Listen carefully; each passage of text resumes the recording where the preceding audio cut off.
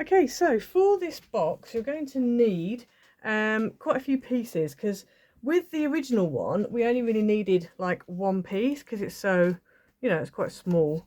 Well, it's a decent size, but you know, you can't fit a lot in it. But because the one I'm going to make is going to be 6 by 6 by 3, we can't get that out of one piece of cardstock. So I'm going to be using this burgundy cardstock, which I've had for a while. It's quite nice, and I'm also going to be using this Merry Christmas paper, and this is actually from In Love Art Shop. So if you use my code ICEDImages, you'll get 20% off your order, and it also helps me out as well. So I'm going to be using that, and I'm hoping possibly to use this die, which is also from In Love Art Shop. Ignore that because it's Coca Rosa and In Love are the same company, but it's actually from In Love. And so this is like a bauble die, and I really want to, so I think I'm going to put this on the front, and I think it's going to be, you know, it's quite a decent size. If you think the front of my box will be that size, so that's going to fit nicely on the front. So I think that's what I'm going to use. Might change my mind once it's up and done. I don't know, we'll see.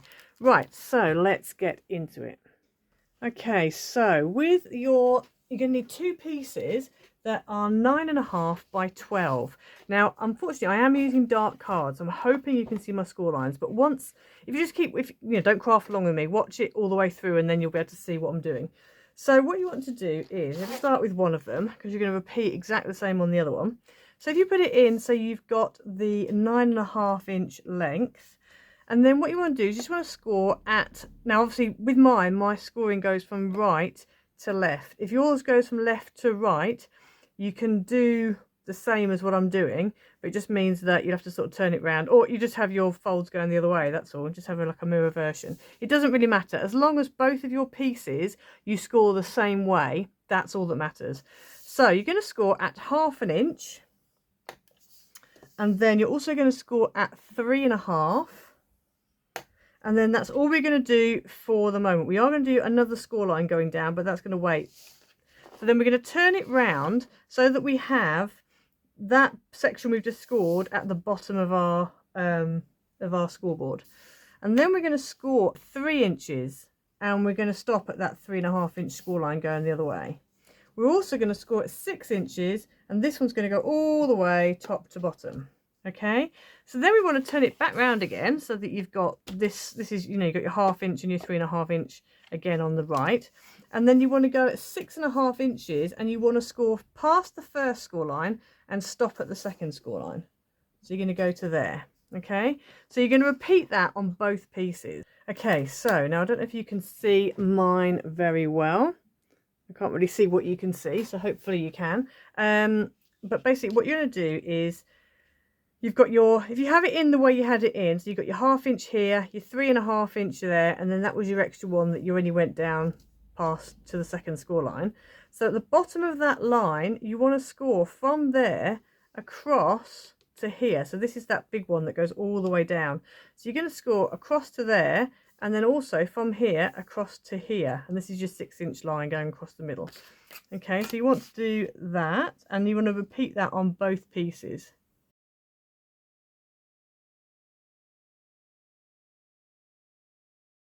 Okay, so now what we're going to do is, we've got this 1/2 inch, what is going to be your tab, and this bottom section here is 6 inches tall. So what we want to do is just want to cut up and just notch that in. And then what we're going to do is we're going to cut all the way down there. And I'm actually going to use, you can either use a trimmer if you've got one, but I'm going to go ahead and just use my cutting mat and my sanding knife. So you end up with this. So you've cut all the way down, you stop at the 6 inch line, and then that's where it obviously tapers off. Now what you want to do is cut down this line here. So this is like 3 by 6, I think that is 3 by 6. You want to cut down here, and again stop when you get to the end, when you get to the 6 inch line going the other way.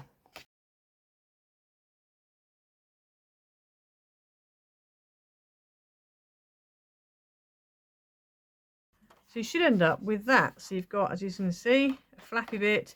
So this bit here has got your kind of roof piece, and then 2 triangles and 2 squares, and well, they're not quite squares, and then your flap at the top. You've got a big square here, a 3 by 6 panel, and a tab.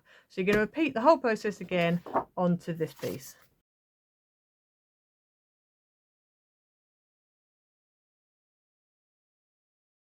Okay, I would have already put a little note up on the screen, but I've just realised you don't need this score line across the top.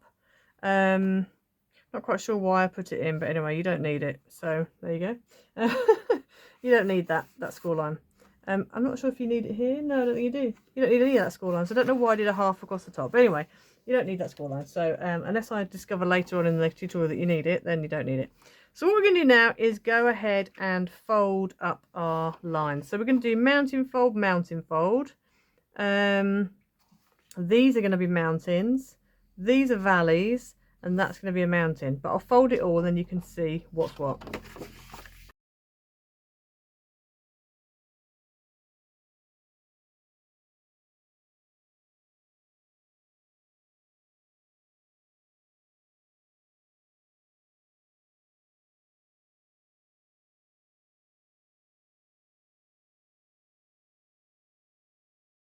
Okay, so that is all of your lines. So if you can see, what we've got is we've got a mountain fold, mountain fold, mountain fold. This is now a valley, mountain, mountain, valley, valley, mountain. And you definitely don't need that bit across the top. So ignore the score line we did at 1/2 inch. You don't need that. I might actually try and cut that out, but if I haven't, then yeah, don't. So you want to repeat those score lines on your other piece. So both of them look identical. Okay, so there's your 2 pieces of card that are done. Right, the only other bit of card that you need, to put those on top of each other, is you need a piece that's 3 by 9. But we are actually going to cut this up. But if you just do it 3 by 9, and then along the 3-inch edge, you're just going to score 1/2 inch all the way down. My pieces I've got here are just slightly less than 3 by 9. But it's fine. It's fine. They should still work, even though because they were offcut. So I didn't want to, you know, just chuck them away when they were so close to being what they needed to be. So what we need to do is, if you just score all the way along, fold that bit, and then we're just going to cut this into a 6-inch length and a 3-inch length. It's just easier to score it all rather than do it separate. Okay, so I've just cut my 9-inch piece into a 6 and a 3 and a 6 and a 3. And then all we need to do is just notch these edges.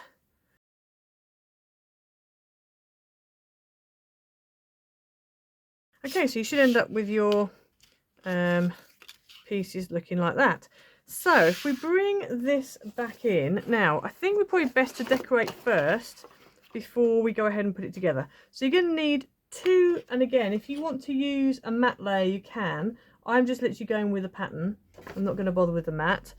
You could go for a matte if you want to, but I'm just going to go, as I said, with a pattern. So you're going to need 2 pieces. One's going to go there and one's going on the other side, and these are 5 3/4 by 5 3/4. So I've got one on this panel, and this one goes on that other panel. And then here, you want 2 pieces, so one for here and one for the other side. That are 2 3/4 by 5 3/4. So one's going to go there, and I'm going to do exactly the same on the other panel. So I'm going to go ahead now and just stick those down.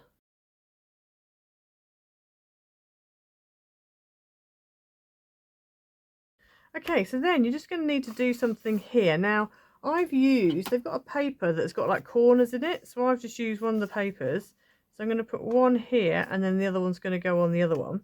And this is basically a 3 3/4 by 3 3/4 square that, you know, you can cut in half. So if you're just using just a plain square, then that's what you need to do. I actually, you know, so that's my 6 by 6 paper. I just measured 3 3/4 up, 3 3/4 up, and drew a line and cut it off because I wanted that corner.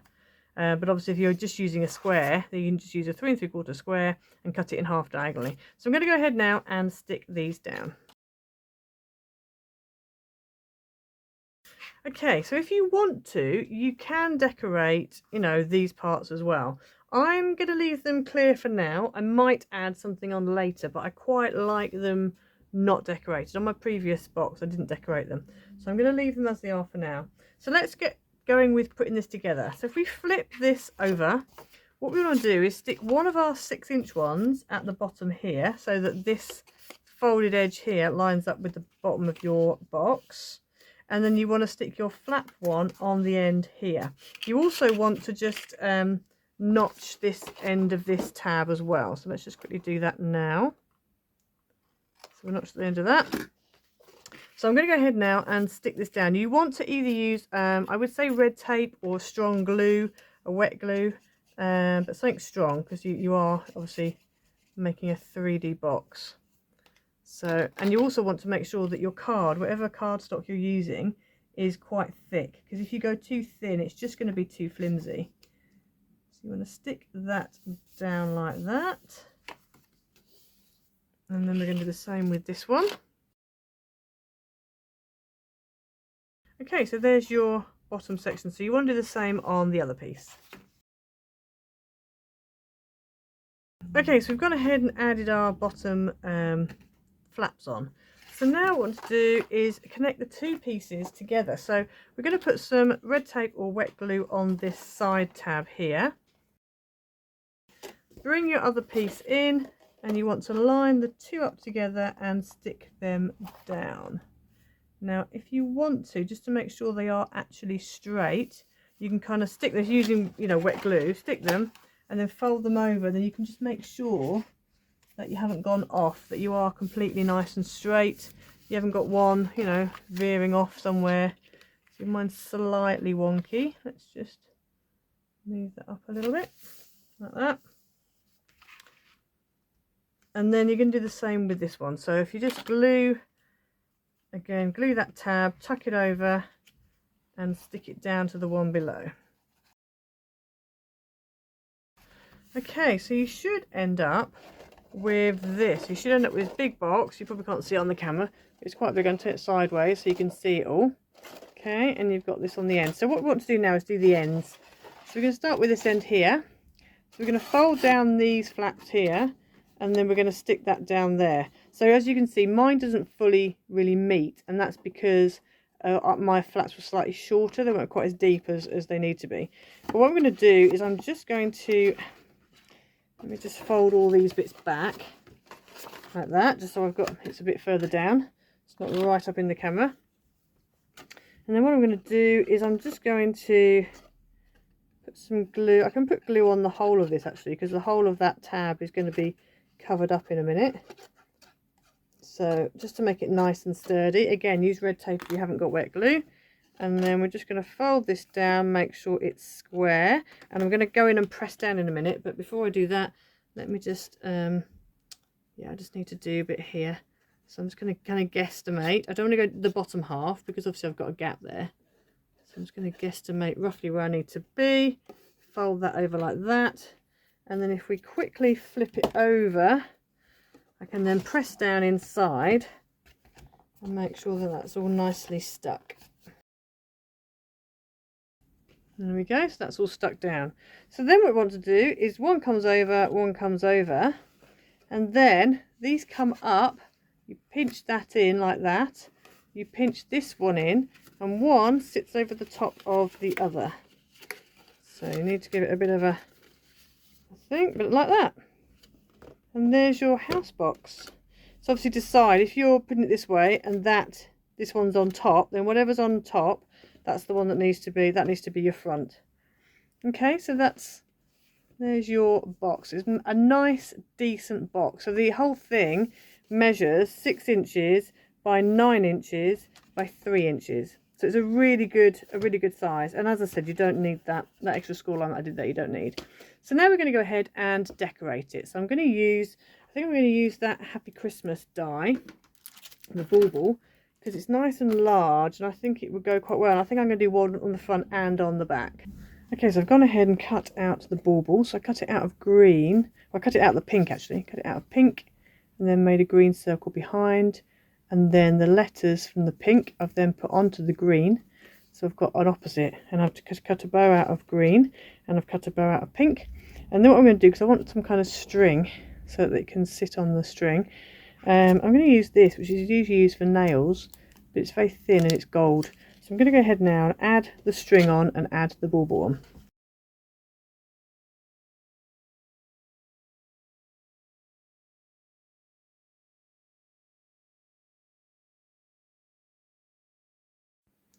Okay, so I went ahead and did my baubles. I think I yes, my baubles, and then I did the opposite there. So I actually cut them out of pink, and I then just cut 2 green circles using the circle part, and then I use, as you can see, very fine, I used that gold strip from the nail set and just put that at the top there like a little string, and the same on this side. It is very fine, but it's fine, I don't mind it, it's alright. And then what I did on this side was I don't know if you can see the shine. Can you see the shine on the berries? So I actually went over all the berries using this Cosmic Shimmer Clear Varnish Lacquer, and it's really runny. I was worried it might make them wrinkle, but it hasn't, so I'm pleased about that. So I'm going to go over the other side now as well, because it just makes them pop, just gives a bit more dimension to the box. I've also added a peg on the top, because I was finding that it was starting to do that. It was starting to pop. So I'm just deliberating on what to do. So you could like peg it like that so that it just holds shut.